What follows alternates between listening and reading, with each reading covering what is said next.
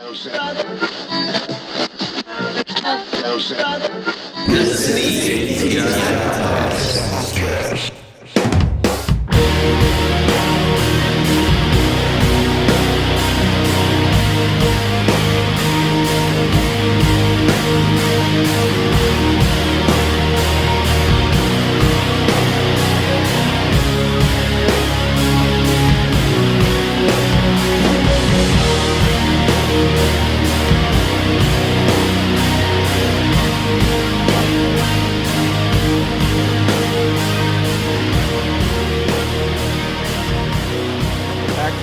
Podcast. We're in here for episode 108, and I've got Ridge Jackson manning the ship with me today. Barrett Lewis back here with you, and got a very special guest here, and that's Garrett from Maul. How are we doing this evening, Garrett? Oh, baby. Doing all right. Man. Hey, man, we're so happy and excited to have you here on the show. So fortunate enough to have caught you in St. Louis back in December at the Platypus there.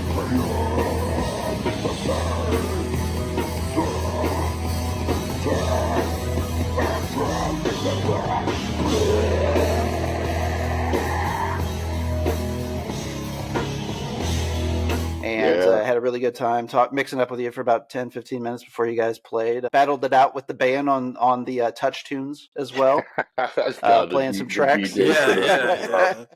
Right in front of the fucking lunch table, dude. I was like, that couldn't go anywhere else. Right. Yeah, we made it work. Yeah, absolutely. Shout out Platypus, a very cool spot, but yeah, that was a bad double booking pairing or whatever. Yes, yeah. For sure. I know that, with the intimate setting there, though, too, it gave everybody an opportunity, your fans. I know you guys are used to playing places like that, as well, but I really enjoyed the experience of, it was more personable getting to catch you guys there and your set as well. I seen you the Sinkhole the last time you came through St. Louis. Okay. That was an incredible show. That venue, that's another really awesome video. Yeah, that was with Terminal Nation. Yeah, the boys shut up.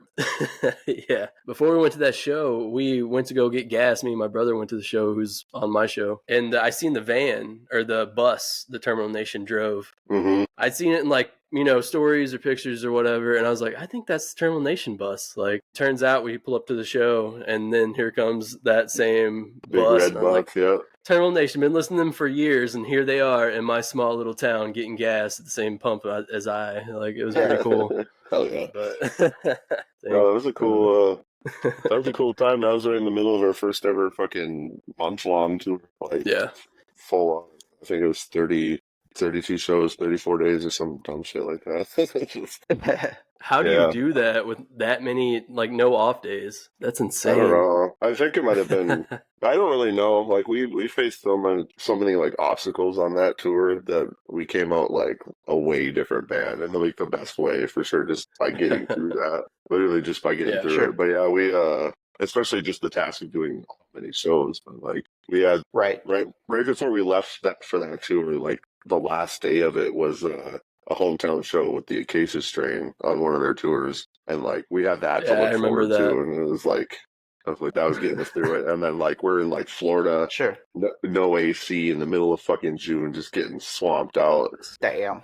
And the fucking the aquarium, our hometown venue, posted the Acacia Strain show selling out, and oh hell yeah, dude! 2 more weeks, boys, 2 more weeks. Yeah.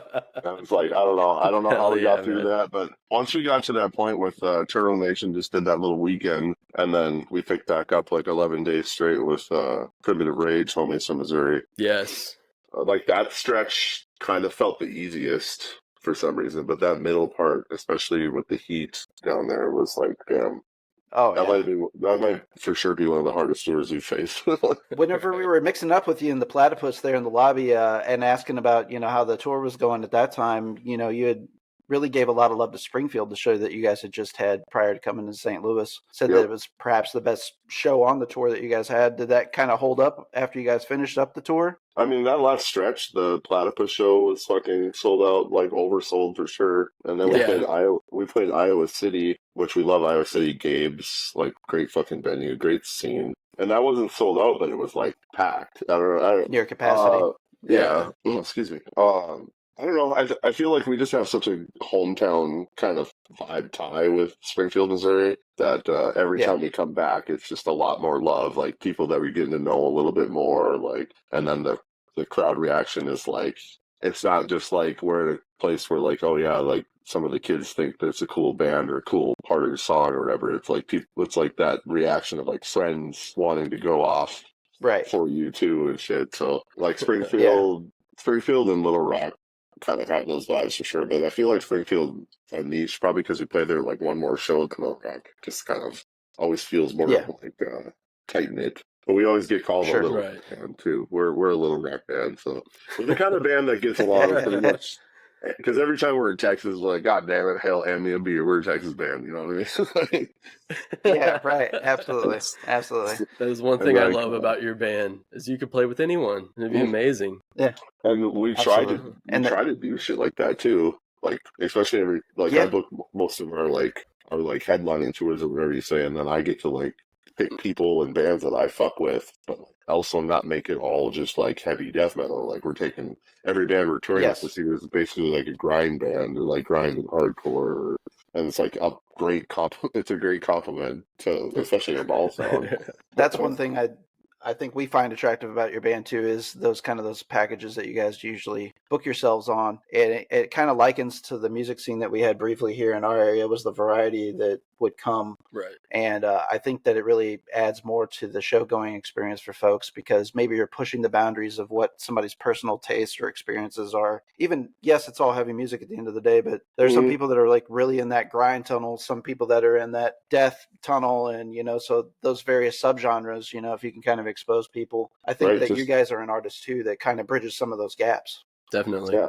Oh yeah. No, it's nice to like force people to dip their toes a little bit, you know what I mean? And they're like, oh shit, this is pretty cool. Like I've seen a lot of like especially like elite style, like older metalheads that are like, I don't fuck with any core, blah blah Yeah. blah. And then they come up and talk to us after we play Right. and they're like, oh, that fucking slow part where you guys were all headbanging is pretty tight. Like, I don't know why it's that voice, but I'm I like, hear yo, you. so you like core spots, huh? Like, you know what I mean? Like, I don't know. It's just funny how people rap certain things and have such crazy stands. It's like, we're all the fucking same team. Like, especially if it's like this niche, you know what I mean? Like us going out with Yeah. Gravesend or Taking from Your Rage isn't really that far apart from each other. We're both, DIY bands that are, that hardcore grind and death metal barrier isn't anywhere near as like exclusive, I guess, as it maybe used to be for sure. And especially now, because it's like 20, 30 years after all these genres, like everybody grew up listening to everything, and now it's a melting pot of like everybody who's a big nerd about specific things blending up. I don't know. It's just so cool to watch how shit evolves and blows up in different ways. Blows up, you know what I mean? Right. Right. I think that also too, and not to jump the gun in the conversation too far though too, but the fact $20 spin, they'll get the label that you guys are on too. I think that they have kind of that same spirit as well. They've got quite the variety of bands on their label. Amazing bands. Yeah, another band we're about to talk to here in a few weeks, Severus as well. They've got a great new album on its way, and Rich was fortunate enough to get that early. I have to. Yeah. That cover is beautiful. It's a banger. It's amazing. It's a really good record. I'm such a sucker for fucking Pink too. Oh, for sure. It's obviously amazing. Your guys' artwork and landscapes too. Got some similar color palettes. If you will. Yeah, absolutely. It's something new. It's not really. You don't see it very often in any kind of heavy music. Like purple's a pretty menacing color. It is. Absolutely. I think Purple's the strongest. It's the guy in the purple. Strongest. Yeah. Is that purple? Oh yeah, you are. Look at that. Yeah, it's purple with lime green. Yeah. Okay, I see the green. The purple's not really translating, but I could be just fucking blind. It's probably just dark down here. I just stared at I stared into a snowstorm for fucking 3 hours. So I can't imagine. That could be rough on the vision for sure, man. I can just imagine. I would just crash my car and go in a panic attack. How do you do that? That's insane. I don't know. Sometimes I just like fall into a zone, especially like chaotic driving. Like I don't know. For some reason, I kind of find like a calm into it, and like maybe my ADHD fucking mind like finds a way to like hyper focus. But like driving specifically, like it's like calming to me. And then when it's like busy traffic or crazy cities or just bad weather, like yeah, I don't know, it does something for me. It's a very non-death metal question. I just wanted to ask it. Yeah, yeah. Let's do it. I love Absolutely. non-death metal questions. So, hey, man, I know that you guys have been a band for about 7 years. Is that right? Coming up, in October will be 7, yeah. October. Okay. Yep. So I just kind of want to know, like, what was the background of everybody before forming Maul, and particularly yourself? I just kind of want to hear about your musical journey and some of the things that you experienced and kind of what led to Maul. So Lamb and I, the guitarist, went to high school together. Like we kind of became friends in like 6th grade over. Honestly, I think I was wearing like a mushroom head shirt, and he was in like the class across the hall from me, and he's like, "Do you know like Lamb of God and shit?" And then we just like for some reason held on to that forever. Went off. We did backyard wrestling together in high school, and then both of our first bands were together too in like 2008. We have like a pretty cool connection, like just with music. Like we've always like clicked that way, but like especially like I said, 2008. And then what is it? 20? Yeah, fucking however many years that is. Quick maths. Yeah, coming up on 20. Yeah, just 4 shy, so 16, right? Yeah. And like we've kind of always been connected in a way as friends. You know, it wasn't like a distant high school friend and then we reconnected. Like he's kind of always been around. He like when I was doing like the professional wrestling circuits, like he would come with sometimes and just to come along, have me sell merch, or sometimes he would help work the show and shit. Like. And then also Robbie, our drummer, also went to high school with us. And I met him doing backyard wrestling shit too. He was just kind of like a WWE fan, like a couple years younger than us. But so that's kind of, he disappeared for a while, like probably like 5 years before we actually became like friends in like 2014-ish or so. Maul is the first time he's ever learned drums. So he's been playing drums. Wow. Almost 7 years, yeah. I knew that. That's extremely impressive.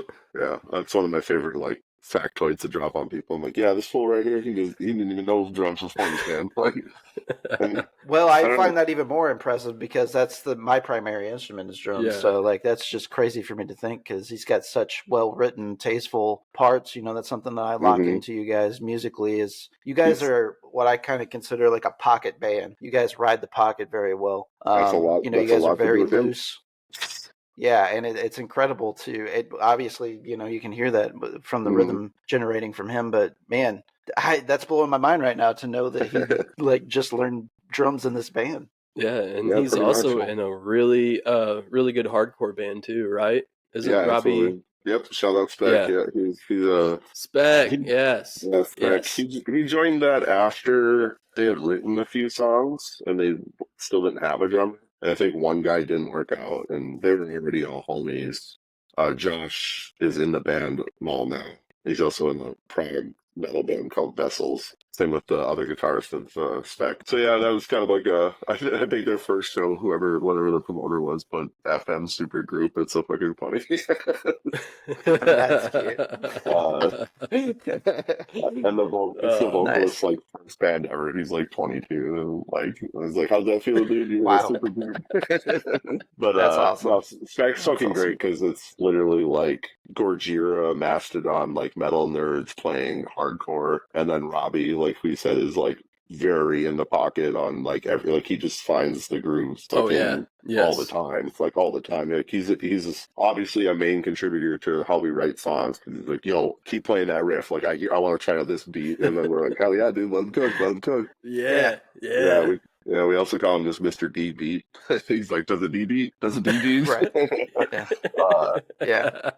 I love that shit. I love that shit. Josh is in this band. We only met him like post-pandemic, really. And he had fucking cancer, like right before the pandemic hit. Like he had a really rough fucking couple of years. But like post-pandemic, I booked Vessel's first show, and it was our first show back. And like that, so it was August 2021, and like that was kind of like where we really like connected. And then I saw him like getting involved with other local shows and starting to run sound for shows, and asked, like we kind of hung out and smoked weed a bit, you know. But then I asked him to just do some merch runs with us. Really cool. That's where we obviously really bonded, is on the road. But he like. Sure. We always make the joke that he like got promoted because he was like our merch guy for a bit. Had to learn our set to do a couple fill-in shows. And then that June tour that I talked about, that was hell. We had a guitarist tell us the day of that he couldn't do the run. And Oh my God, that's terrible. so Josh, who was already coming on tour, like when I went to pick him up, I was the only one in contact with the guitarist, and I like got to his fucking yard and I was like, dude, I need you to be a hitter right now. Like, I know you think you were selling merch, but you gotta fucking play 30 days with us, dude. And he fucking did. Like, like everyone was obviously stressing. Like, we had newer songs we wanted to play, but we had to go selecting just because it's the one that he learned. And then on that 30-day run, he learned 2 new songs, which was Worshiping, Self-Deviance, and Sacred and Profane. Like, he learned it on that 30-day run, and we started playing it on the road. Wow. And then that Acacia Stain show at the end of that tour, like, we did filmed the music video there. So he played it like 7 times, learning it on the road, and then was in the music video. That's pretty fucking cool. And it was like pretty much as soon as we got back from that tour, awesome. as soon as we got back from that tour, like, dude, you're in the band. Like, there's no way it's not. Yeah. Oh man, what a beast. And there's That's one incredible, of those, man. and it's all yellow, and it's Hell yeah. Griggs is Bass Diddy. It's our resident moshing gorilla. We met him. I met him years ago through an older music scene. Like, he was in some, like, metalcore bands, like, in another town nearby. Okay. But he started with Maul, coming out on one of our first tours, just taking pictures for us. But again, just kind of, like, building that relationship while you're living on the road is, like, damn, this dude's cool as fuck. He was in a hardcore band, Body by Torture.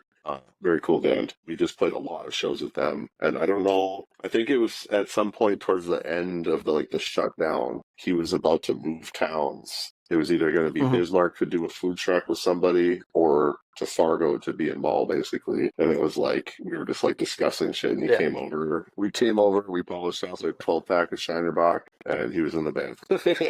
Yeah, Hell like, yeah. I don't know. Very cool. That's how you do it.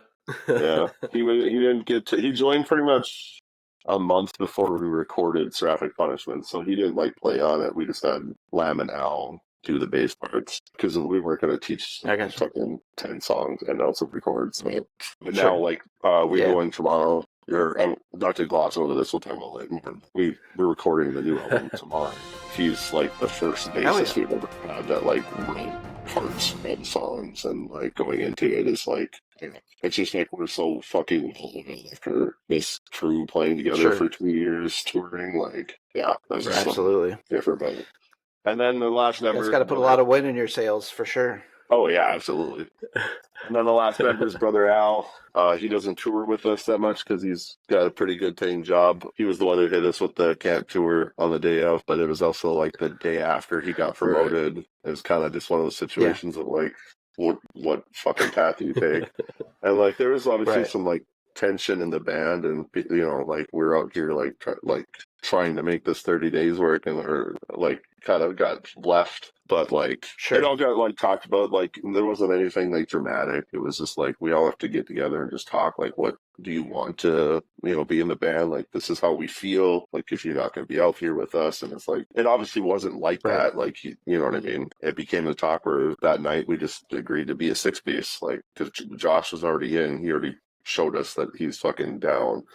And then we weren't going to lose our boy Al because, like, we had such a good, I don't know, I keep wanting to say connection. Built already with him. Yeah, rapport built, like, this, like, his playing style and, like, how much we get along. It just kind of was like, fuck it, let's make the most out of 3 guitars. Like, let's do it. And that's what all of LP2 is there's a lot of layers, a lot of trading solos and leads going in different leads and shit. And it's the extra layer of atmosphere. It's pretty fucking kind of fun. Yeah, for sure. Just to see the whole I love to hear that you guys worked that out too. You know, that's I mean, I don't have to tell you this because you lived it, but that's, you know, commendable, and it's very mature of you all to you know, be able to hash that out, because I think a lot of people just kind of walk away from that situation too, you know, and not think of a way to make it work. I've kind of always tried to think like that, in like a mediator style, like try to think outside of whatever my emotion is going on and try to think of like a bigger picture, especially like in the case of being on the road and just like getting us through that 30-day thing. It was like I felt like I had to be like the person to just fucking like, okay, we got this, like there's a fucking light there still. Right. Like, and then without like actually talking with everybody, and like everybody hearing each other too, like everybody got to express that they were like, disappointed or pissed off or like, you know, or just like, Sure. damn, dude, like we miss you, like we need you type shit. And then we got to hear Ian talk about like, it's not like I'm choosing, like, I don't know. It's just like, it's just different paths. You can't understand fully. You just have to hear Right. it and, you know, move on in love. Definitely. Like it's not personal, you know what I mean? I love hearing that you guys are choosing love, choosing brotherhood, you know, and making it work. And that's just, It's the way to success. you know, we know you on a limited basis. We're fans, of course. We got the opportunity, like I mentioned earlier, to talk to you a little bit before you guys played. But I get the sense that you guys are good people. I've had more interaction with you, Garrett, specifically. But it's easier to be fans of you guys because you guys are good people, good dudes, good solid guys. And you know, while this story doesn't surprise me, at the same time it surprises me because it's unusual to hear that. I interview a lot of bands, talk to a lot of people, and the fact that you guys are willing to be so forthcoming about it as well too. You guys are to be commended, in my opinion. Definitely. Thank you. Yes. We just try to approach it like we're all fucking people. We all have our fucking moods. We all Sure. have, you know what I mean? It's just like, yo, Hell yeah. don't fuck with me today. Just give me some space, or just, you know what I mean? Like we're just kind of thick as we're all living Sure. in a movable fucking home. Another thing I it's- have to mention too, you mentioned the pandemic part of things as well, you know, while we're talking about things in that realm, is I think that also added a layer of at least our fandom. I know Ridge can talk on it more than I, but I'm certain that many of your other fans feel the same way, is what you guys did throughout the pandemic to stay engaged with your audience, your community, and even build that up more so with kind of the Maul Mondays. Live streams over COVID. I don't know, it helped me out a lot. I liked them. I enjoyed. I'd always like kind of listen to death metal, and then I randomly during the pandemic was just like started listening to maybe an Entombed or something like that, and that kind of put me down a rabbit hole. And then I remember I bought a Mortiferum record, then it just kind of like all started from there. I mean, like I was always familiar with Death, Obituary, Cannibal Corpse, all of that, but I'd always lived in like the grind, hardcore, power violence kind of punk scene or whatever. It helped. I don't know. It helped me out a lot. Like I always had like a pad of paper. Would write down bands that anybody was talking about, drinking beer, just get pretty drunk on a stream, and just like doing like just finding a bunch of bands. It did build a community to me, even though I didn't know anybody and all that. But I felt involved, and it felt like I was having conversations with people because we would maybe go to work, and that was like it. Like so, right. It really brought me into death metal. And also a love for Maul. That's so dumb to hear that you got into that. That's fucking sick, dude. But like, it's crazy because like the flip side or like the duality of it is like I had never done. I'm a fucking actual fucking caveman. Like everything in the last few years, I've had to like actually learn like fucking Dropbox and fucking what's the cloud and how to do a fucking video stream talk shit. But, I'm the same way. I think Barbaric Brutality Man, Michael was doing an IG live, and I can't remember the name of it, but that was the first like thing I've ever done like that. Like I've barely even done video chats, you know what I mean? I'm just not that kind of guy. Right. But that was like in the pandemic, and then I got into Warflurch just naturally because like just Bandcamp hunting and Instagram, and then he started doing those Warflurch Wednesdays, and like I would watch, and then I hopped in on one, and like him and I were like chopping it up pretty easy, and like I realized it was a fucking pretty cool dude. And I think that's how I found out about Maul. Literally, yeah, it probably was because like I think that's what led me to Maul. So the Barbaric Brutality stream, forgive me for not knowing the name, Warflurch Wednesday to Maul Monday pipeline was like a byproduct of this like trying to not go fucking insane. And like, I don't know, having people to like talk to about such niche shit, especially like Fargo doesn't have like that many like underground death metal fans, you know what I mean? Like there's like, there's homophilic and Gorgatron and Maul fans in Fargo, but there isn't like specifically like Cerebral Rot and Devil Lick and you know what I mean? Like that kind of like pipeline shit, like fucking cult underground shit, brother. Everything going on in Ohio too. Having those kind of conversations, and then also we're just like the other side of it, just like artist conversations with other band members, and like getting. It's just a lot of those Maul Mondays are the first time I've ever talked to those people. You know what I mean? So yeah, like doing that, having people regularly in the fucking chats talking, and then like some of those people, like I would DM a bunch and just like bullshit about things, like. it really did create a fucking community when there was nothing going on. And like that last like year and a half of doing that, or year, however long it was, once things got like opened up and busier, like I realized that, or to me, I was putting too much stress on myself to make all Mondays happen between everything. But yeah, I don't know. I do miss those, like feeling like I had the time to do it, and just like how much. I mean, there's a couple people that I don't talk to anymore. I'm like, damn, I should. Like just now, I'm like, damn, I should Just drop a line. Yeah, Yeah, just drop a line quick. Like, hey, you want to get on the stream quick? Just scroll type thing. yeah. I know Ridge talked a lot about it during the pandemic. We were all kind of trying to find things. I still enjoy them. I remember on Wednesdays, I would tell my wife, like, it's Warflorch Wednesday. I'm sorry. Yeah. Heading to the Sorry. basement. It's Warflorch Sorry, Wednesday.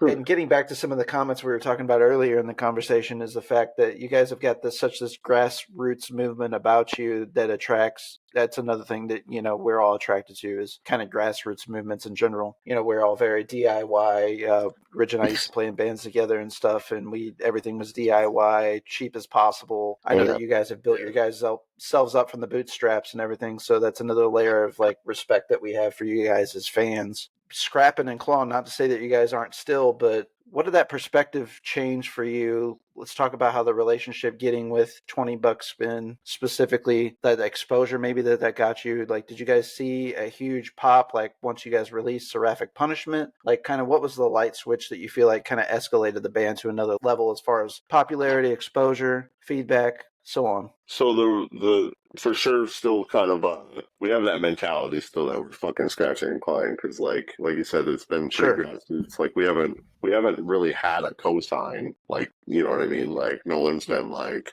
I mean, no one has been like, we've gotten a bunch of fucking love and shout out. I'm not trying to like downplay that, but sure, we did it like by our own moves. Like no one was like backing it. No one had like, yo, come do this with us, like type shit. Right. Right. It was like always us, like, yo, come do shit with us. And people are like, you're fucking crazy.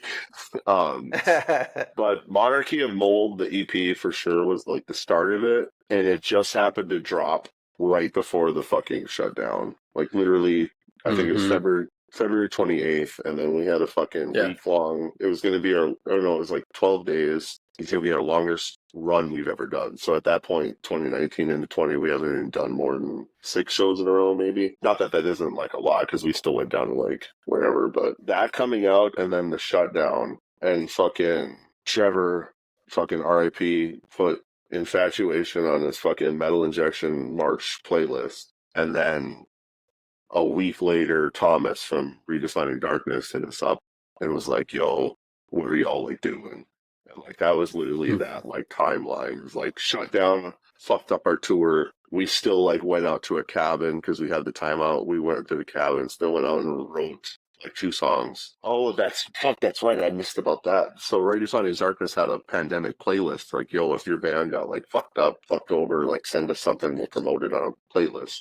That's what happened too. Nice. That's amazing. And then that was Thomas that put that together. And then he hit us up, was like, what do you got planned? And we're like, yo, as soon as things open up, we're trying to fucking tour this EP. Like we're still writing. Like, and then that's where like we had 0 interest in doing a full length. Like we were in the business of like, let's play shows, let's release a hot 2-song thing or a single, you know what I mean? Like just kind of stay out there. Sure. Yeah. 0 interest in a fucking full length, especially only being a band for fucking 3-4 years. Just as opposed to like that mentality of like, we gotta write the perfect album and people will notice. It's like, no, we just want to be out there. So then throughout that whole shutdown, Seraphic Punishment, for sure, Seraphic Punishment coming out, and then that's when we also like picked up our touring quite a bit. That opened up a bunch of shit for us for sure. And like that spike obviously led to, between that release and then the touring and Banging the Rock Fest, which featured Terminal Nation, which I'm pretty sure is the pipeline of how Dave from 20 Bucks Spin even heard of us. He just cold DM'd us on Instagram on that tour around Banging the Rock. So 5 months after Seraphic Punishment, I was like, yo, I like what you're doing, what you got going on. And it was like, damn, I was like, holy fuck, we're even in your radar? Like, what? That's fantastic. Do you know we're from North Dakota, dude? Like, I remember being so excited when I seen that announcement. I was just like, It's fucking these crazy. are people that deserve it. They can sing These that. people deserve it. I Like, think that adds to the fandom too. Like we were kind of talking earlier too about like Severus. I know like Ridge and I have had these conversations as well as with his brother Jake, who does waxing on with him, and we talk a lot about it's cool to see the underground bands like step up and get the recognition that they deserve. People that have done these grassroots movements, such as yourself, such as Severus. You know, the people that we've been following for a few years at this point. You know, get signed to record label deals and get the exposure that they should have. You know, that they've earned. Quite frankly, and their label mates. Yeah. yeah, it's wild to think about like that. That still does happen. It's just like bands working. Just, I'm sorry, like being out there, being hungry and doing it instead of like talking about it or wanting it or like expecting someone to notice. It's like you gotta fucking grab their eyes, dude. Like if you're not doing anything, that like, brass ring, brother. Grab the brass ring. Love that. pretty much the best rate, yeah. But it's like they want to see what you. They, whatever that is, like want to see what you can do with each other, not just like, oh, we need to help this band. I don't know. It's kind of a dismal way of thinking, but we're a little limited on our own personal perspectives and experiences here being in Southeast Missouri. You kind of mentioned it earlier. You're in Fargo, North Dakota. Like, what's the music scene like in Fargo, North Dakota? goddamn, they keep hitting Yeah, this fucking phobophilic for sure. Oh, that's fucking funny. Sorry.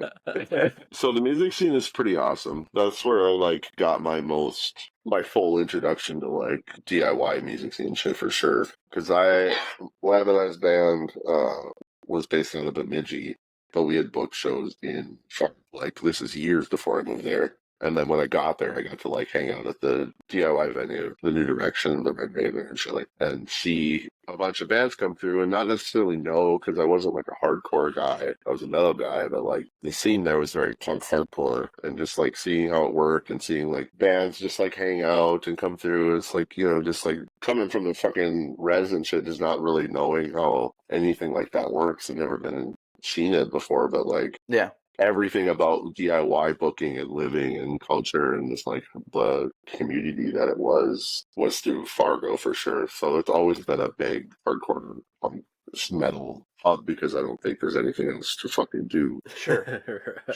I could see that. And two, I think kind of maybe a part of your grassroots mentality, not to speak for you guys though, but like, you know, necessity is kind of a lot of like why you guys do what you do and how you do it. The remoteness that Fargo is, because I know it's quite the travel to another major city for you guys right? I just did that 3.5 hour drive to Minneapolis. That ended up being like a little over 4 because of that snowstorm. But yeah, so I mean, 3.5. How far is Bismarck from you guys too? Like 2.5. Okay. Yeah. Well, I mean, I guess maybe the short of the point I'm trying to make is you don't see a lot of bands, you know, having a Fargo date on their tours either, though, too.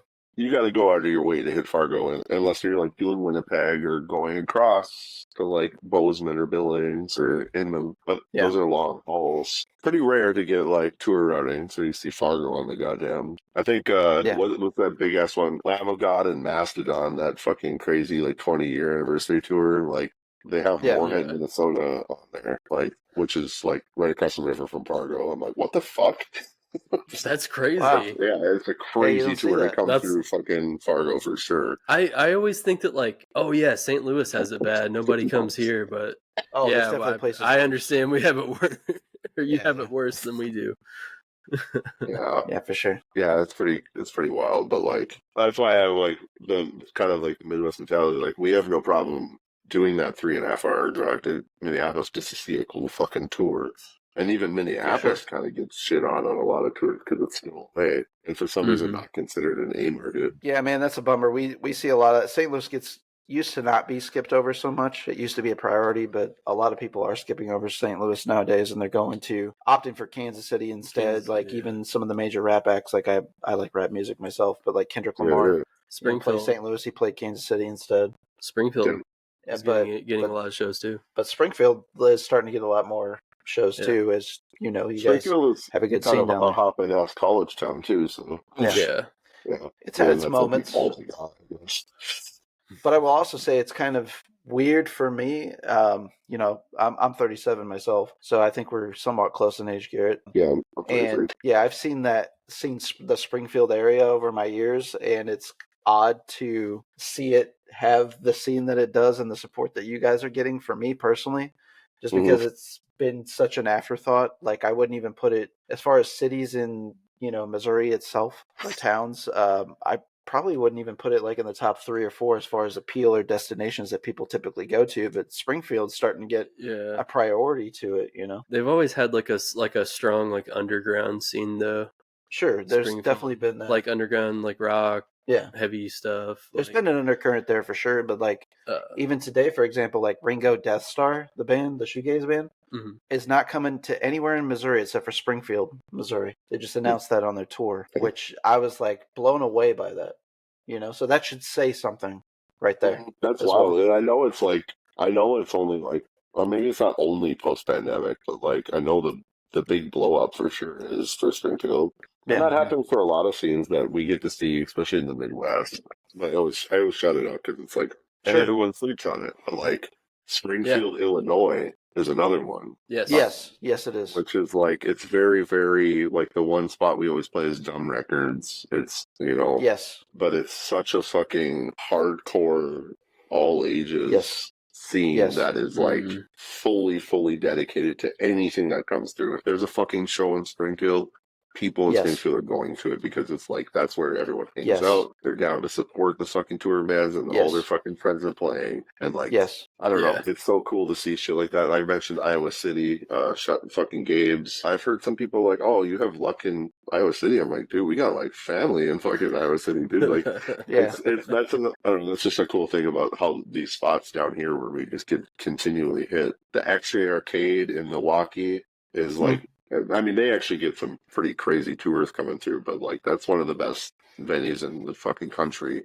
Like literally, like just as far as stage sound and the fucking crew, the green room, Yeah. and the scene there is like it spans, obviously death metal, punk, hardcore, something, shrimp, shoegaze, like, and also Oklahoma City. That's the other shout out. A lot of Yeah. people don't even look at the state of Oklahoma, but like, damn. Right. Every time we've went to Oklahoma City, there's like 250 plus at the show. Like on like Wednesdays and Thursdays. It's just like They have a strong scene. Yeah, they got a strong counterculture going on down there right now. There's some insane bands coming out of there too, like big on the 100%, slam. my man. Yeah. Oklahoma City, Yeah. fucking shout out to Sanctuary every single time. Shout out Backroom too. Yeah. Yeah, let's just and also Little Rock. Little Rock has now already made their name as like, they're getting tours, they're getting. Yes. I mean, Yeah. and that's a lot of the work of the Morbid Vision guys, the Tribulation guys, like Doing that banging on the and rock. it's like all been post pandemic. It's just cool as fuck to see, Yeah. and then also for sure. see firsthand. I always just got to do my praises because we're from the Yeah, middle man. of nowhere. Absolutely. Hey, man, we're Midwest guys ourselves. We totally get it, and you got to give that love. There's a Midwest mentality that people talk about. There's folklore to it. We understand totally. You mentioned Springfield, Illinois, too. I just wanted to make a quick mention. Our audience might recognize some conversation points on that from recent podcasts. Whenever he talked to Brennan from Squint, and he gave a lot of love to that scene up there. Nice. A lot of Okay. hardcore scene. Good like hardcore band. As far as the audience that turns out there, you can see some skinhead kids and some goth kids and some punk kids with Liberty spikes all moshing together, having a good time. People from different backgrounds, constitutions, getting along with one another. There's just such an amazing scene there in Springfield, Illinois. So just got to give them a little extra love too. I wanted to highlight that. Definitely. Fuck yeah, absolutely. Dumb Records is a good spot too, for sure. Have to promote them as a, I've never they been. actually sell I wanna records go. as well. So they're a good follow on social media. Seem like good people. I haven't met them personally, but maybe a future episode there. Hell yeah, dude, I'm down. Dude, fuck yeah. So another thing, you made a mention of the Res a few times, so some of our audience might not know what that is referring to. Reservation, of course. And I just kind of want to touch on some of your Indigenous background as well, because I find that fascinating. Here in Southeast Missouri, we don't get to experience much of that or talk to too many people from that background either. And, like, what was life for you like on the reservation versus, what it is now? Was, moving into Fargo specifically a more eye-awakening moment for you? I'm just kind of curious to hear more about that. Yeah, on a very, like, real level for sure. Like, moving to Fargo, like, saved my life for sure. Well, good. Well, it Glad was to like hear. a homie made me come stay on their couch. And I couch surf, got a job, and then got an apartment like that next summer. But yeah, it was pretty bleak. My association with the res is like pretty bleak. I But understand. yeah, I have strong feelings on it. I have a lot of like pride for it. Obviously, like weird parts of like guilt and embarrassment in a way too. Like it's a kind of very tumultuous feelings for sure for the Sure. res and like my growing up. But like it's just like I was a fucking mall goth, metalhead dude in a very racist town of like, which doesn't make sense to people when I tell it, but like, yeah, like everyone in the school was fucking, pretty ancient and white and already didn't like natives. So, you know what I mean? It's just like, Yeah. on top of wearing fucking liquid eyeliner on my face and Liberty spikes and shit, like I was pretty, Yeah. at the height of school shootings from goth kids in the Yes. early Yeah. 2000s. Yeah. So like I faced a lot of fucking weird shit. Sucked. I'm proud as fuck to be indigenous. I don't have any issues saying I'm from the White Earth Reservation. Anishinaabe, Ojibwe, specifically fucking clan. Like I don't have any problem saying Hell shit yeah. like that.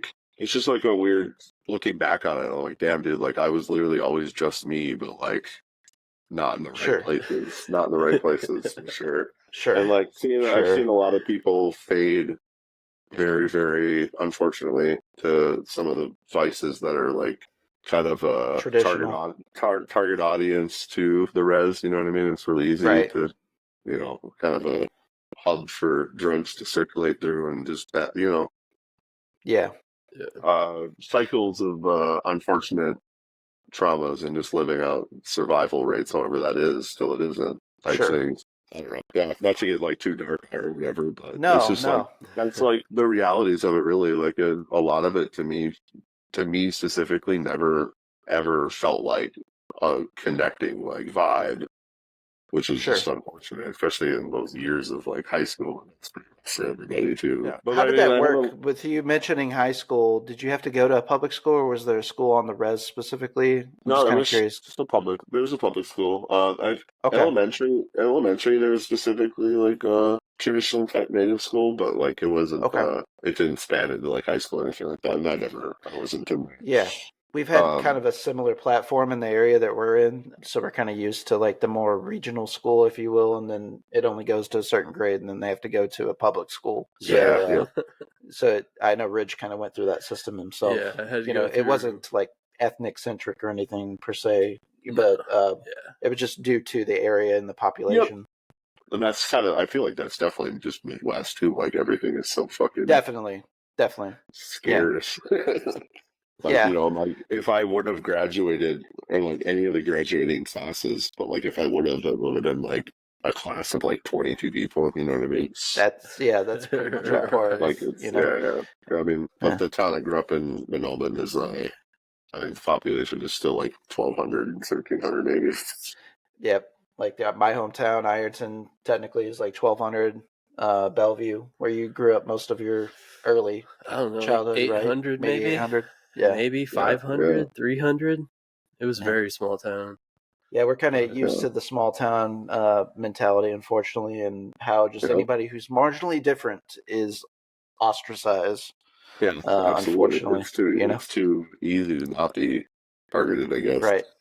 oh, Yeah, It's a but tale it as would old as never time. If somebody's different than you, right? it would You never gotta absolutely. stop pick on you them. though. It just like made it stronger. Yeah. I don't know, it did for Yeah. me. Like I was just like, yeah, I'm still gonna be weird. Like, Yeah. come on. Absolutely. Like, Like you're not stopping me. I already knew. Like they hate a motherfucker who yeah. asks why about everything. So Right. Absolutely. like, I was defiant for no damn reason. On top of like wait, why do we just all fucking accepting this? Like what's this? Yeah. Yeah. Well, I And think it's here I important am. to have these Here type I of am, motherfucker. conversations too. Yeah. Absolutely. Yeah. I think it's important to Yeah. have these type of conversations too, outside of the fact of, just kind of the commonalities that we talked about, but just more specifically your story, Garrett, life on the reservation stuff, because I think people do get like a warped perception of reality, like what they see in the media and TV and stuff like that. Oh We don't yeah. have those experiences like us, like it's a cute and great show. And I think it does touch on some of like the cultural issues, but things like reservation dogs, because it's a comedy show overall, there's a little heart there, of course, too. People in our area might think, oh, that's just indicative of like what all reservations and areas are like, too. Shout out Res Dogs for sure. It's Yeah, actually I agree. it's pretty fantastic look, and how they actually honor like everybody in the cast and working crew is fucking For sure. Indigenous. You know what I mean? Like I fuck with that heavy, and some great writers and actors in there too. For sure.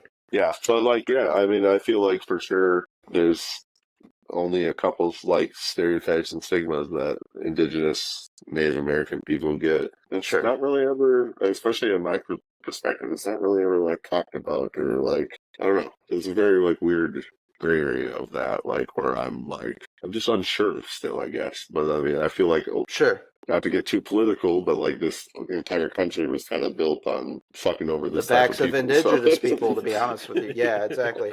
Well, that's where I was kind of going to steer this conversation toward anyways, and that's the fact you had made allusions earlier to the fact that some of those stereotypes you had touched on. Unfortunately, there's been a historical example routinely of Indigenous people being wronged, if you will, obviously. Yeah. That's Yeah, putting it absolutely. lightly, quite frankly. Y'all were here before us white people, for sure. Just to put it simply. Yeah. And unfortunately, society is told that has been a tale too many times where folks have been inconvenienced, their livelihoods taken away. We could hammer down. But, I think, and you'd be able to speak to this acutely. Would you say that that's kind of helped hammer you into the person that you are, maybe, or molded you in the person that you are, how resilient you are and applying your concepts and your ideas to like kind of, again, I know this is a quick jump, but like to your grassroots type of mentality where you're kind of a scrapper and, you're going to figure it out? I think it definitely attributed and kind of always was in that like DNA of whatever I am. Like for sure. Yeah. Like I wasn't gonna, even when I was like a fucking kid, like wasn't afraid to be like, no, like that doesn't feel right. You know what I mean? Like, yeah, you're a survivor. To another extreme, like my mom to this day is still a Jehovah's Witness, and I was until the age of reason, which was like 8. Wow. You know what I mean? I hear you. So another, which is even crazier, being fucking Indigenous. But yeah, I kind of like looked at a lot of fucking. Sorry, fucking kids just fucking with me on accident. Do you think, my man? I don't know. I love it, dude. I hate my band. No. I don't know. I just like saw too much fucking control and structure and things, and like it never vibed with me. And then I don't know. I just wanted to be me and didn't understand why that was such a big fucking deal to people who didn't even want to get to know me. So I mean, at the end of the day, like the things that you're hitting on, though, I think it speaks to everybody, regardless of ethnicity, racial connotation, background, religious affiliation. Is that at the end of the day, you need to be in touch with yourself and who you want to be, blaze those trails and those paths, because that's what's going to lead to, satisfaction in life and happiness, for sure. Yeah, I mean, absolutely. And like, you don't really like start growing up till like 25 or whatever, you know what I mean? Like really figuring out life, or like that's a pretty broad statement, but like I've always been this person, and like I didn't find my community and like where I feel finally understood till I was like 28. You know what I mean? And that's not everybody's story, but like this, like, like I can absolutely say like 11-year-old me would look at me today and be like, fuck yeah. Like this dude's still doing wrestling, still doing fucking rock and roll. You know what I mean? Like, that's just who I've always fucking been, dude. Like, and I just wanted to do that. Everything else felt like, why are we just doing things that, like, we're subscribing to without giving a shit to? One of the big things I want to hit on, too, as well, before we wrap up the conversation with you, Garrett, too. We've talked about wrestling a few different times. I know that you are doing some wrestling yourself on the independent circuit, some deathmatch style wrestling, which is takes some big old balls, my man. That's some serious shit, going through light tubes and all that shit. Yeah, cojones. And if anybody follows you on Twitter, they should pick up on the fact that you're a wrestling fan, outside the fact you obviously post about what you're doing. But the Daddy Guerrero moniker seems awfully fitting as well. Yeah. So I really enjoy seeing that stuff myself. Let's kind of talk about your pro wrestling fascination, kind of what led you to pursuing that. Let's gotta go all the way back to my fucking pops, for sure. My dad, I remember watching like WCW Saturday Night with him before I could fucking talk. You know, for some reason, like I just remember like always being engaged to those colors and shit, and like the people who would come out, like fucking Lex Luger and fucking Sting and everybody. Like it was so fucking captivating as a kid. And then like as I got older, like watching some of the promos and getting like more attached to like characters, and like I feel like Yeah. even at a younger age, I was so into like I didn't understand that it was performing, but I knew it was performing. Sure. And like character work type shit. I don't know. Yeah. And then yeah, I don't know. I've just always been a fan. High school ended up running into a bunch of other people who loved wrestling, and we started doing backyard wrestling, and then that went, you know, pretty much my whole high school career. We built our ring and shit. We were jumping off garages and stealing ladders out of people's yards and fucking stealing light tubes and fucking Yep. buying cases of light tubes from Menards and shit like that, and like Yes. just causing a ruckus, which didn't help my rep in school either, because then Sure. because we were uploading videos to YouTube, and that got Right. fucking found out by a teacher, and people thought that we were fucking dangerous people on top of already wearing chains and shit. Right. But you know, that didn't stop us. In doing that, Of course. I found a way into like training and started doing some like the smaller independent circuits. Always gravitating to like the hardcore style shit. As this like wasn't what I was into. I like the Sure. extreme things, I Hell yeah. guess. ECW type stuff, FMW, and Absolutely. Absolutely. Yeah. I remember just, you know, I was getting DVDs of like Tournament of Death and fucking shit like that at a pretty young age to get, you know, and it sparked all these ideas of doing crazy shit. And again, here I am fucking, you know, 11, 12-year-old me, but like, fuck yeah. Still doing light tubes and shit. Yeah, I mean, I saw you take that hell of a bump here. I guess it might have been your last pro wrestling match. It was through some light tubes on a table, I believe. I think it was a Death Valley driver. Oh, that made me want to throw up. That like if I remember the 3-level maneuver correctly. thing you got thrown into the glass. We built a fucking 6.5-foot shelf, 7-foot shelf maybe. No. Out of 2x4s, and then we bought 2 shower doors, like off of Facebook Marketplace. Like, so yeah, they were like 4x8, or maybe they were 4x6 shower doors. And then, yeah, we had the other door at the bottom layer. So it was pane, door wrapped in barbed wire. Yeah. No! It'll shatter in. Get out! We went off the stage, Death Valley driver. Everything went pretty good, but the fucking table didn't break the door with the barbed wire. That single fucking instant right there is what like hurt Jordan and I the most. That board not breaking. If it would have just broke, it would have been a fucking clean bump. And I know I'm talking more like just wrestling shit. This is losing a lot of people, but it was it would have been a clean fucking bump, but it didn't break. I slid off of the fucking barbed wire, and I have this like crazy Freddy Krueger fucking scar on my back now. Damn. And then he fucking diving board bounced from his shoulders and head off of it and straight to the fucking ground. And it's just like, it's the venue that we always play at. It's the aquarium. It's just the fucking venue floor. But he literally like hit the fucking table, bounced off, and landed as he did on his head on the ground. And I slid off of that fucking table. Jeez. And that barbed wire like punctured. He had a big fucking hole in his shoulder like right after that. You know, you're not even at that point. You're not even thinking about the fucking glass. You're just like, holy fuck, you know. But that was like damn.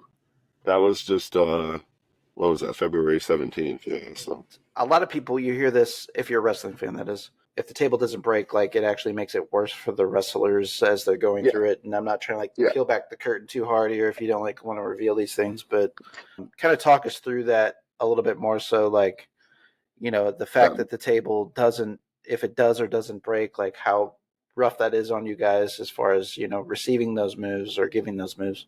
So there's obviously like an art to pro wrestling and like how you fucking move and maneuver another person's full grown body, right? Right. when a table doesn't break is like, you know, the trajectories of like what you're able to do and like what is safe, quote unquote safe, even in like the most crazy fucking stunts. Like there's always like obviously a method to like the chaos. Sure. And like the thing with the Death Valley driver, like I said, it was a clean fucking bump. Like if the table would have broke, we would have just went straight down.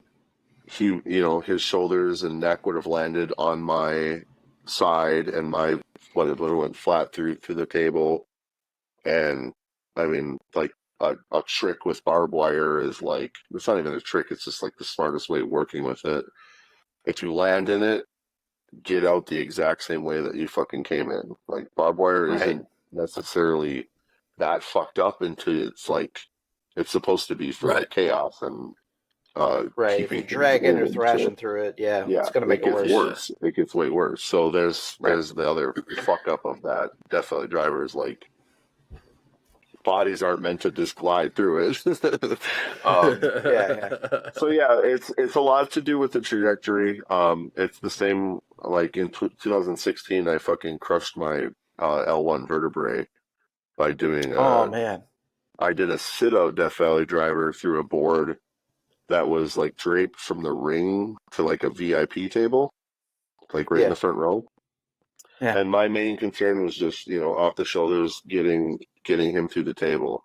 I didn't take into the account where I was going, and my legs hit the edge of the table. It made me go crooked straight to the ground. Man. So I went, you know, 240 pound dude. I was like 230 at the time, straight to the fucking ground, sitting down. And yeah, I knew right in that moment that I was like pretty fucked. You're like an above average size dude. Like I remember standing next to you and thinking like, this guy might be a little bit taller than me. Yeah. I'm like 6'1", 6'2". What are you, like 6'3"? Yeah, I'm 6'3", yeah.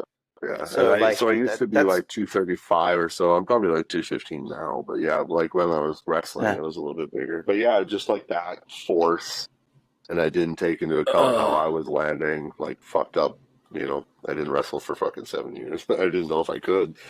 Oh man. And so yeah, just trajectory. It's really just like I don't know if it's a made up science or like stuntman science, but like you just do things enough and set things up enough, you know. Yeah. You know, and then when it doesn't, and also like in wrestler logic, which is like funny, like a table breaking kind of soothes the fall of what it is in general, especially when we're talking heights, like going off of ladders or going off of buildings and shit. Like you want to go all through, a matter of momentum. Yeah, absolutely. Like a regular like wrestling fan would see a stack of like a pyramid of tables, like I'm talking like 3, 2, 1. Like, holy fuck, that's insane. And that is literally just stuntman work of like, instead of 100 boxes, it's fucking 6 tables. And yeah, you're doing something pretty fucking stupid, and there's a big risk factor, but like those tables are your lifesaver, you know what I mean? Like you're aiming for that. You gotta make sure you hit them. Otherwise, hey man, if you miss them, you got the whole Vic Grimes New Jack thing going on. Exactly. And then you always have and you always have to take into account, you know, like I just said, like it's probably 250 plus pound dudes doing. So like, you know, that's just fucking science working. Like we're falling pretty fast. You know? Well, that was in part like why I wanted to bring up the size of yourself is, you know, on the independent circuit, I know that it's a little bit more frequent that you are encountering folks that are a little bit more undersized. The size of yourself just naturally is kind of a little bit more common for the wrestling business. If people are like listening to this and like wondering why we're specifically talking about this, whereas, you know, you're probably encountering a lot of smaller size folks, and a lot of the wrestling in general is being able to it's a part of the Brotherhood, of course, and the code of conduct is being able to trust your opponent with your life, though, too. Look at it. Do you feel like a lot of hesitation, or are you just kind of going into these things blindly? Like, these are the things that I think about as a wrestling fan specifically. I fully trust myself, and I do kind of assume, especially now, not being a fucking pro wrestler, and like just like that's what I'm doing, and like you don't even fucking know the person until you get to the locker room and find out who you're working with, you know what I mean, or you know, facing. you know, some of those can be kind of like, oh shit, what are we getting into type shit. But like for me now, it's like I get to pick my shots more so for sure, and like Well, that's good. I help a company, Time Bomb Pro. I do Shouts out. commentary for, yeah, shouts out. Fucking love Eric. Like, everything that they're doing is awesome. And not just because I work there, it's literally, I'm a wrestling fan. And like, he's got that literal punk, hardcore DIY mentality, put it into a wrestling, and now he runs a fucking beautiful fucking church quarterly, basically. Like, I don't know. Nice. It's awesome. So shout Very out Time nice. Bomb Pro. But I do commentary, you know, and it's still a lot of people that I knew for what I was doing in these circuits. It's a bunch of new people, but you know, I'm in there all the time. I'm fucking shaking hands. I'm meeting everybody. I'm grabbing notes from the guys of like things that they like want talked about potentially on commentary, like because I'm engaged as like a wrestling fan. I know how it should be presented. So like a lot of the people that I've wrestled, I mean everybody that I've wrestled in the last 3 years have been people I've met and gotten like to actually like I fuck with this person type thing, you know what I mean? So that's pretty Yeah. nice. Where like I don't feel like I ever have to go into a situation where I don't feel comfortable because I'm approaching it as okay, this is like my next fucking art piece, basically, you know, my next performance, my next I know this is gonna be a fucking war. I know it's what it's gonna bring, but I also know who my fucking dance partner is and I like For trust sure. them with that. So it's a little bit different mentality than like the pro wrestling life of just like you're just trying to fucking get your name known and anywhere you can be. Yeah, I can feel that. You know, one other thing I got to ask you while we're on the subject of professional wrestling, just out of curiosity, like what would be a dream match for you? Like if you could stand across in the ring from anybody, who would that be, and why? Well, it could never happen because he's dead. but Well, it's a hypothetical, my man. So swing so for the no, yeah, fences. no, Alive or dead? I'm just going off thoughts here. So if I could, like one of the first people that captivated me, especially in the style of deathmatch wrestling that I'm like super into, I wish it could be JC Bailey, R.I.P. Okay. I don't know how well he's even known other than just being a deathmatch wrestler in the early 2000s. I think he died at like 26, 27. I remember buying the UFO like rave pants because of him because he wrestled in those, dude. Like just the straight monochrome color. That's probably somebody I could think of. That's the first thing that came to my mind. Like hell yeah, that would be Okay.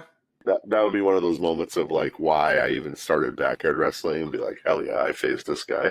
So with you making that selection, I have to hammer down one more question and ask, what is your preferred wrestling promotion over time? Is it ECW, CZW, or like Game Changer Wrestling? Because we're talking a lot about hardcore wrestling. So those are I just mean some ones I pulled out of the bag.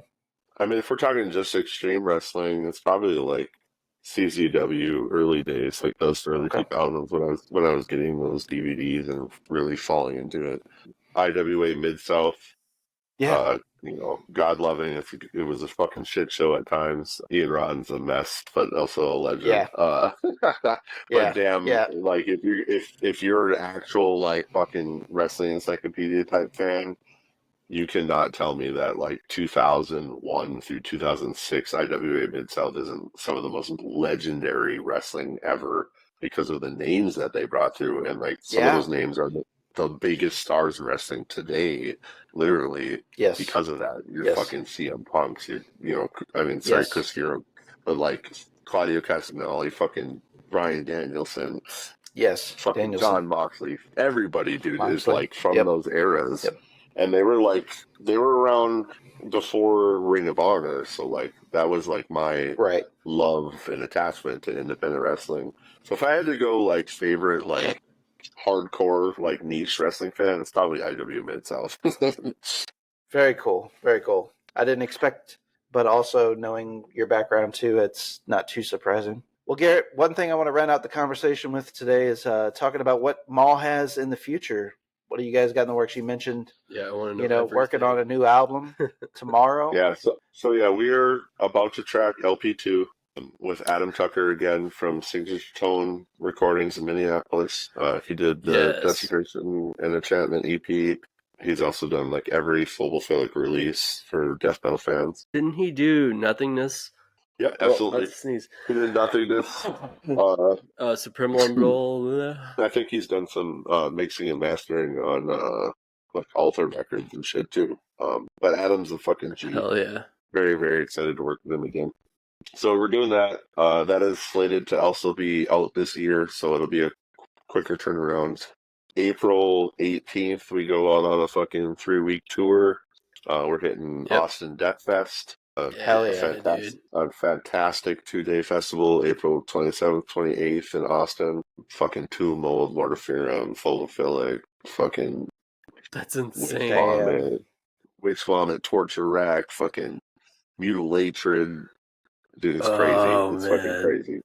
But yeah, so we're doing 3 weeks. We're taking out Primitive Rage, which we talked about a few times. Shout out. Yeah. We're hitting Missouri like fellas. 6 days in California. We're finally hitting Boise and Salt Lake City, like those kind of like elusive areas for us for sure. We have a couple tours we're announcing for June. Crazy shit going up obviously this year. It's just getting busier. We're ready for it. We're like so fucking ready. We're still staying hungry. We're just Yeah. ready to do what we've been doing, but a little bit more and a little bit bigger every time, hopefully. Hell yeah, No, man. well, I'm so excited. You're coming back to St. Louis on this June, July tour, right? Yes. Maybe. It is not Maybe. announced yet, Yeah. but we will be playing at the Platypus, so that's a fucking ATI exclusive, I guess. Hell yeah. Hell Thank yeah. you, sir. Yeah. We'll take that. Everyone be there. It's gonna be awesome. Yeah. I got hurt at the last Maul show. Really? Yeah, that's when I thought I broke my yeah, ribs. that's right. Yeah. Yeah. Thought you broke your ribs. Yeah, He I was slapped off the just sidewalk. I was drunk going out of the show and fell on the curb or something like that. Had too good of a time. Too good, Oh, yeah. too good of a time. Maul do Yeah. something to you. Happens the best of us, without question. Yeah. We shoved a lot of motherfuckers in that room, so something was bound to happen. Oh man. Yeah. Yeah, it was a party. I made the mistake of accidentally leaving my earplug out momentarily right as soon as you guys were starting to sound check a little. Oh, God. And so that room was loud, too. I got blasted. Yeah, it was Blew you loud, out. very loud. And I usually don't normally wear earplugs, which is terrible on me. I should, but yeah, the 1 minute that I actually was wearing them and had them out, I got blasted right there.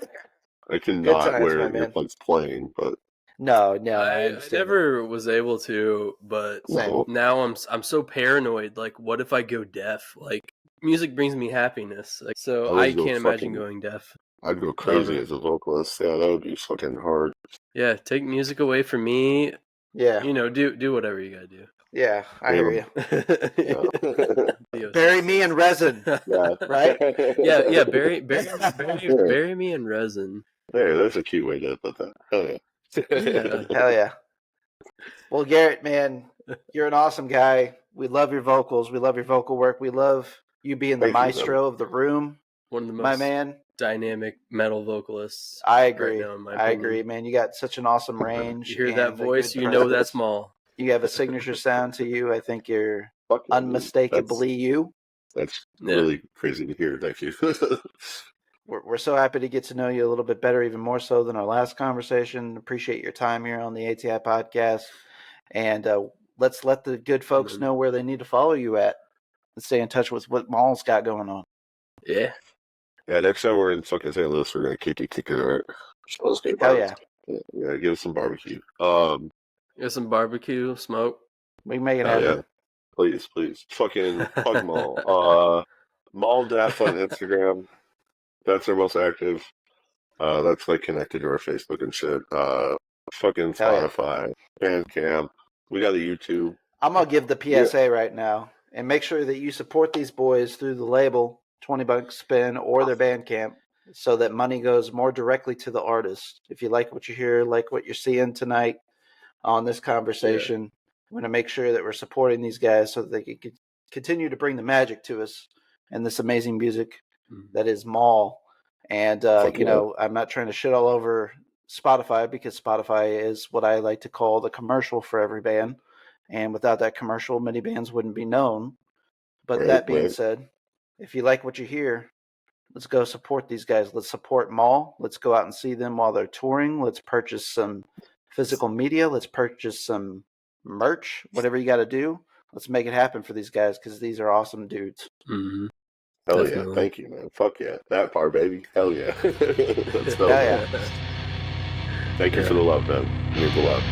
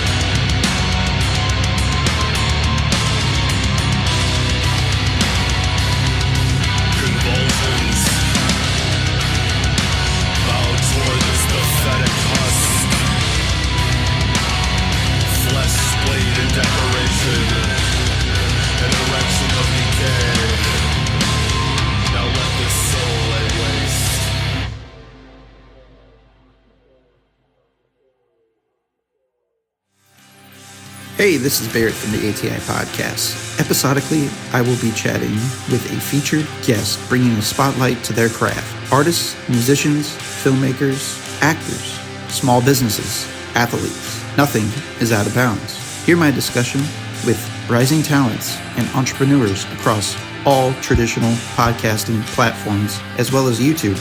Like what you hear? Be sure to subscribe to the podcast channel of your choice, whether that's Spotify, Apple Podcasts, Amazon Music, and more. Just click the subscribe button and leave us a 5-star rating.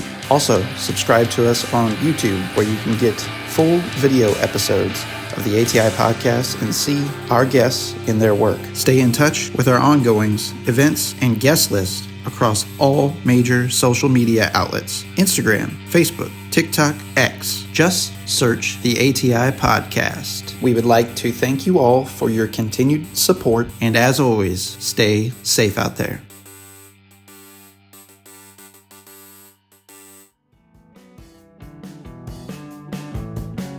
Hey there, this is Barrett from the ATI Podcast, here to talk about what we have going on the ATI Podcast Network. First, we'll start with Waxing On with R&J. The format of Waxing On with R&J is audible selections made exclusively by our hosts and brothers, Ridge Jackson and Jake Jackson. Waxing On with R&J is sure to tickle your inner eardrums with some of the most vile tones you've ever encountered, and conversely, ear candy with pop melodies, focusing on spotlighting underground and rising artists. Waxing On with R&J is another outlet of the ATI podcast community to bring awareness to many musicians' craft.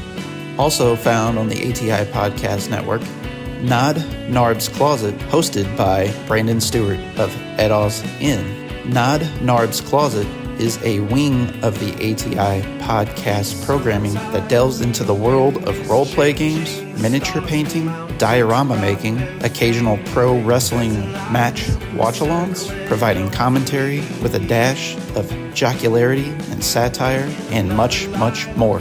Of course, leading the pack is the ATI Podcast. On the ATI Podcast, we episodically invite guests onto our show to spotlight their talents, whether that's musicians, filmmakers, artists, actors, businesses, even athletes. Nothing is off the table. The focus of the ATI Podcast and its collective creative arms, whether that's Waxing On with R&J or Nod Narb's Closet, is to bring awareness and focus to people's talents. Be sure to follow us across all traditional podcasting platforms, and for the full experience, subscribe to our YouTube channel. Just search the ATI Podcast. Stay safe out there.